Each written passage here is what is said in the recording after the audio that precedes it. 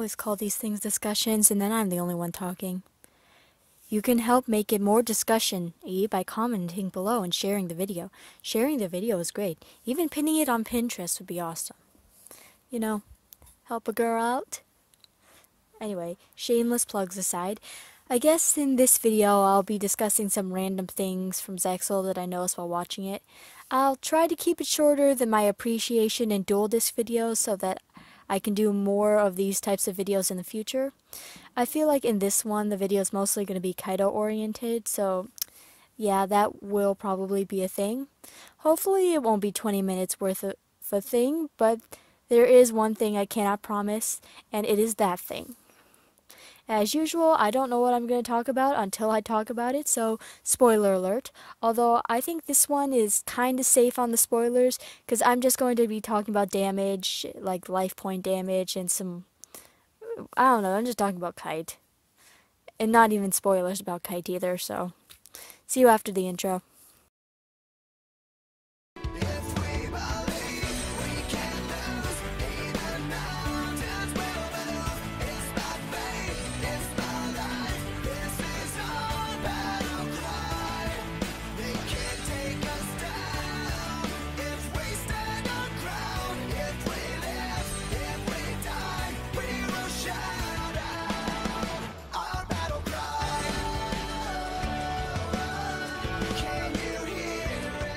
This entire video is just going to be spitballing about random things. Well, not even random things. Just this one specific thing I noticed when watching the dub. And it's something that stayed in my mind even when I look back on it. Some of it is kind of stupid. None of it is confirmed. I'm going to use science to back up that completely useless claim I made in the title. So, yay. Anyway, I just said it. I made a claim in the title and I promised I was going to defend it. With science. Now, I know what you're thinking, science and anime don't mix. And that's completely right, things tend to go kaput whenever these two things get within a mile of each other, but I think I can chance it with this one. Quick reminder, I've only watched the dub, so this is where all my information comes from. If this was portrayed differently in the original Japanese, well, then no hating on me, and go idle off and find yourself another Yu-Gi-Oh! Zexal corner to sit in. Have fun finding one, I dare you. Or at least a quality one. Now, I don't really consider what I'm about to tell you as a spoiler because they're not really all important to the plot, but be warned either way. When you're hitting the last 20, 30-ish episodes of Zexal 2, we should all know at this point that shit starts hitting the fan pretty bad for all the characters involved. All of them. Kite in particular, he starts experiencing vision problems near the end. Now, they don't exactly portray it very well because I didn't realize it was actually vision problems until Orbital, Kite's AI and only viable mode of transportation, stated it outright. I actually thought he was having trouble staying conscious or focusing, but I suppose that could tie together into what I'm saying. Anyway, Orbital confirms that Kite's eyes are kind of failing him, and eventually Kite sort of admits it and lets the AI do his robot thing, and then Kite can see perfectly fine, and the case is closed, never to be mentioned again. This is all beside my point, because Kaito was kind of losing his shit ever since he got hit by that fly. Well, not really hit, bit. I can't read my own writing. Ever since he got bit by that fly thing several episodes back. And I feel like that's what most fans would attribute to the beginning of his vision loss. You would blame it on that fly. But that's not what I think, though. The useless point I'm trying to argue in this video is that Kite would have needed glasses back from the beginning of the show. And if not from the beginning, then from at the very least, the beginning of the Baryon arc. Hear me out on this. Now, this may just be a complete coincidence, but something that always hooked me about Kaito was that he always appeared to take damage a little harder than the other characters. So in Zexal, whenever you take a hit to your life points, you go flying backwards and hit the ground. Now, just assuming that this isn't some hologram effect from the augmented reality vision, dueling in the Zexal universe can get pretty dangerous. Taking any damage to your life points can send your body flying, depending, of course, on the amount of points and the type of attacking monster. Maybe I just have a selective memory because I liked Kaito so much, but I do remember a time near the end of Zexal 1 where I was so puzzled that I actually typed into Google, why does Kaito Tenjo take damage harder than anyone else? And of course, Google gave me no satisfactory answers, so I just filed it away in the back of my mind up until now. But according to the animation I saw in the anime, it's true. It always seems that Kite took those battle damage hits very hard. Almost every time not every time, but very often, at least once or twice a duel, he would go back flying and he hits the ground with a lot more visible impact than most of the other characters got. That being said, everyone in this show did get their fair share of damage pain because everybody hits the ground really hard at one point or another, but Kite, he falls with his head. Exhibit A. This here is from Season 2, Episode 19. Kite is running around looking for his brother when the building starts coming down around him. When the ground shifts beneath his feet, instead of throwing out his arms to catch himself when falling into the wall, he falls head first into the wall. And while this doesn't seem as serious as getting buried under some very large slabs of concrete, which you see in the next scene, it's just a small indicator of how bad his center of balance is when he's standing on his feet. Honestly, the guy uses a glider and jumps from high places. You'd think his center of balance would be just a little bit better. Anyway, that's slightly off topic. There were going to be a couple more examples, but Netflix was being an arse, so I couldn't quickly look up the episodes. But I did rediscover one thing that I can add to my theory before it completely fizzed out on me, so the Netflix plan wasn't a complete loss. I realize now that in these life or death duels, the ones where something important is on the line, like the where Yuma, Kite, and Shark were battling Dr. Vapor, for instance, you see people taking damage a lot harder than they do in casual duels, or even tournament duels. That being said, I think I found the answer to why Kite takes damage so hard. There's a visible level of difference you see in the damage with casual duels versus the life or death ones. In casual duels, they animate it so that on average, the hardest battle damage you take is flying straight backwards.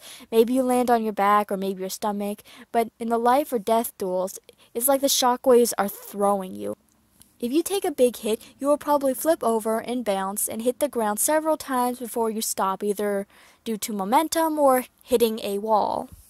Now that I think about it, it does make a lot of sense. Every duel that Kite fought in the show, save for the one against Yuma at the end of Zexal 1, had some sort of stake to it. There was something else on the line that made it so he always dueled his absolute hardest. And since I didn't notice that he was always playing these high-stakes duels and that these high-stakes duels had the hardest impact, I just assumed that Kite took damage harder than everybody else in the show. But apparently that's not the case. You see the other characters taking softer damage because there's so much filler in this show, and you get used to this softer damage. But then you realize that these are casual filler duels that don't mean anything in the long run, so there's no reason for the characters to get trashed in them. And in the duel against Yuma, I noticed that Kite's battle damage didn't look quite as painful as almost every other duel that he took place in, although there were a couple hard hits, but they weren't that bad. He did have an existential crisis right in the middle when his galaxy eyes was destroyed, but that's not the same type of damage. So this high-stakes duel, painful battle damage correlation thing that I literally just figured out while writing this. Okay, this wasn't the same reasoning I had when I started writing this, but even so, my theory still holds solid.